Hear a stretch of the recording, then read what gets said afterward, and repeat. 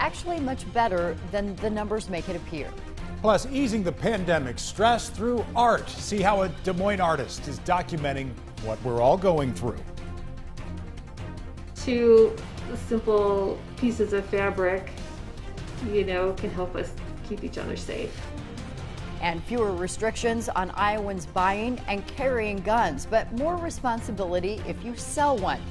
We'll share the specifics of the new firearms bill that survived the Funnel Week deadline. From WHO 13 News, the local news leader, this is WHO 13 News at 10. Some of the largest coronavirus outbreaks in the state last year centered on large meat packing plants where, as you can see, social distancing was nearly impossible. Good evening, I'm Erin Kiernan. I'm Dan Winters, and many of the first Iowans to be infected with the virus were the thousands of frontline workers you just saw there at Tyson, JBS, and National Beef plants all across the state. Now, nearly a year later, those employees are finally getting access to the vaccine. Food, agriculture, and manufacturing workers are included in the Phase 1B rollout of the vaccine. Many will get the new one-dose Johnson & Johnson vaccine, and the entire process is expected to take about 5 weeks. In total, our plan is to vaccinate nearly 160,000 employees who work or live in congregate settings at the 456 food processing, egg production, and manufacturing and distribution companies across Iowa. Governor Reynolds rolled up her sleeve today to receive the new Johnson & Johnson vaccine. Reynolds says she wants to demonstrate the vaccine is safe and effective. At the same time, the governor's pushing back against some statistics that show Iowa's vaccination rate is falling behind. Come here, I want you to look at our state compared to the 6 surrounding states. Check out South Dakota. They're leading the way in first doses. 21% of South Dakotans have at least one dose. Iowa's got a really good showing here. 17.5%. That's good enough for second place. But now let's switch up the map and show you the second doses tonight. And it looks like Iowa falls way down the list. According to the CDC, just 6% of Iowans have received 2 doses. That's lower than all 6 surrounding states. And it's tied with Utah for the worst in the country. But Governor Reynolds says that number, 6%, it's not accurate. The bulk of it has been tied to, once again, to the long-term care partnership, and in updating their file, that file failed, and so they are redoing the file. Is not a very technical term, but modifying it, and we'll try again, and we think that will self-correct. It will correct itself relatively quickly.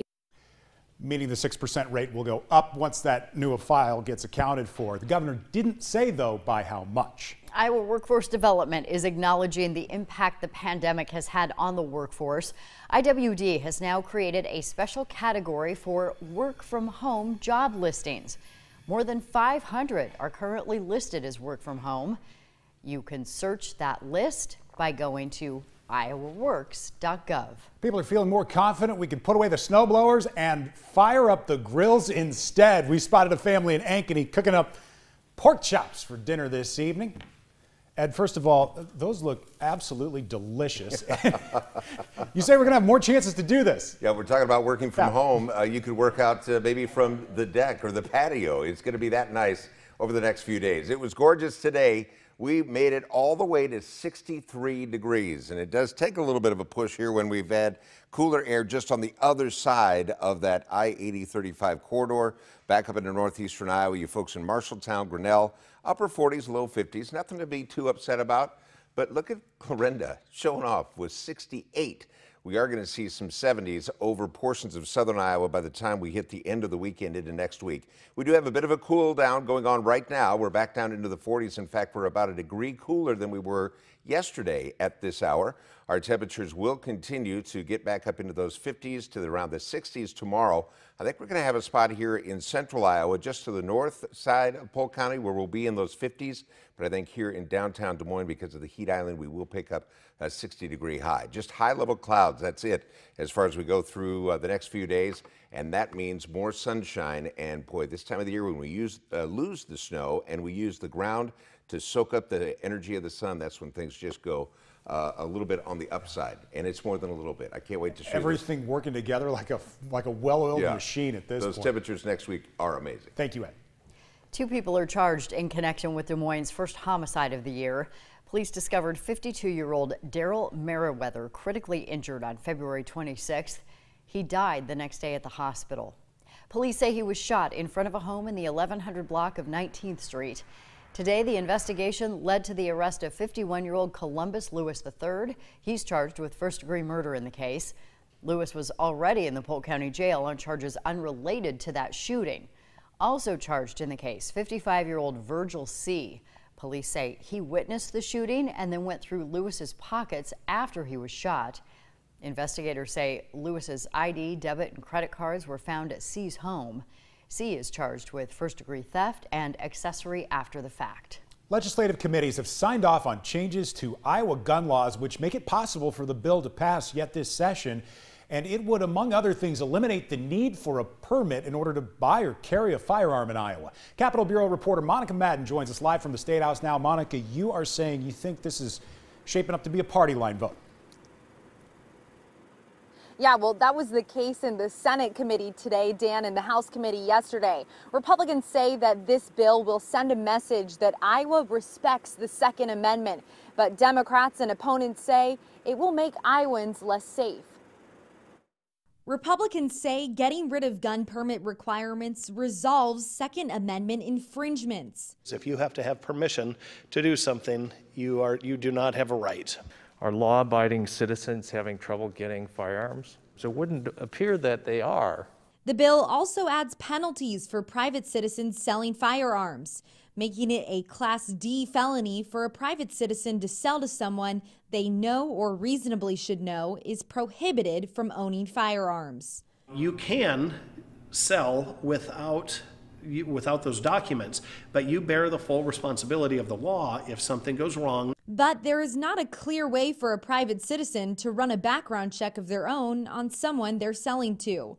So if I don't know that person real well, I'm going to go to that federally licensed firearm dealer. So really what this comes down to is citizen personal responsibility and your risk threshold. No background checks with this bill. No permits are going to be required. No training is going to be required. No sheriff involvement. While opponents say it will make Iowa less safe, gun shop owners say it will actually lead to more background checks than not. It'll be a little bit more work on the retailer's end. We'll probably have to add some new technology or expand our current technology and maybe hire another staff member or two. But I think overall, with more background checks, I think it will actually enhance public safety. Since gun retailers are federally licensed, they would still have to run a background check on any individual wanting to purchase a firearm, regardless of if the state no longer requires permits. Still, Democrats say fewer restrictions leave Iowans more vulnerable. This is really an extreme effort in front of us. Again, what is the presenting problem?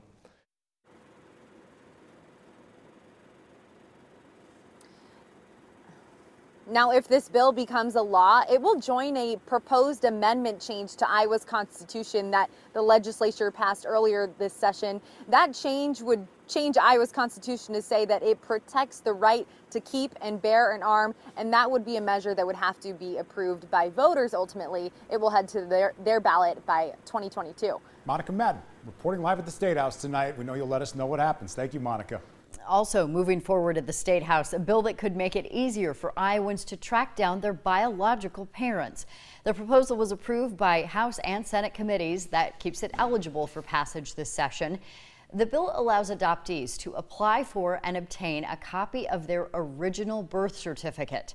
Now, the bill also allows a biological parent to attach medical information along with whether or not they wish to be contacted in the future to the child's birth certificate when making an adoption plan.